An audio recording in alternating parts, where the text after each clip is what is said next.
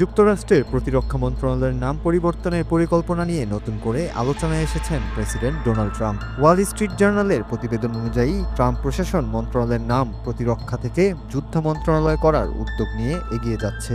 White house এ নিয়ে বিস্তারিত কিছু না জানালেও ট্রাম্প নিজেই প্রকাশ্যে বলেছেন তার কাছে যুদ্ধ মন্ত্রণালয়ের নামটি বেশি শক্তিশালী এবং প্রাসঙ্গিক শোনায়। এই পরিবর্তনের জন্য কংগ্রেসের অনুমোদন প্রয়োজন হতে পারে, তবে হোয়াইট হাউস চাইছে বিকল্প কোনো উপায় খুঁজে বের করতে। ইতিমধ্যেই ফ্লোরিডার রিপাবলিকান প্রতিনিধি গ্রেগ স্টুডি প্রতিরক্ষা নীতি বিলে সংসদে আনার প্রস্তাব দিয়েছেন। কংগ্রেসের কিছু রিপাবলিকান সদস্য এই নাম পরিবর্তনকে সমর্থন জানিয়েছেন, যা বিষয়টিকে আরও রাজনৈতিক গুরুত্ব দিয়েছে। ট্রাম্পের সাম্প্রতিক মন্তব্যে স্পষ্ট তিনি কেবল প্রতিরক্ষামুখী নয় বরং আক্রমণাত্মক সামরিক শক্তি গড়ে তুলতে চান।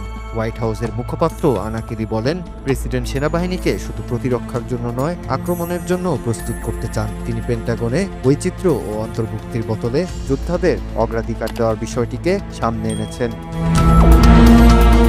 তবে এই ধারণা নতুন নয়। যুক্তরাষ্ট্রের প্রতিরক্ষা মন্ত্রণালয় 1947 সাল পর্যন্ত আসলেই যুদ্ধ মন্ত্রণালয় নামে পরিচিত ছিল। পরবর্তীতে জাতীয় নিরাপত্তা আইনের মাধ্যমে এর নাম পরিবর্তন করে বর্তমান কাঠামো গড়ে তোলা হয়। এখন ট্রাম্প প্রশাসন পুরনো সেই নামে ফিরে যেতে চাইছে, যা যুক্তরাষ্ট্রের সামরিক নীতি ও বিশ্ব রাজনীতিতে বড় পরিবর্তনের ইঙ্গিত দিতে পারে। Raju, Bangla TV news desk.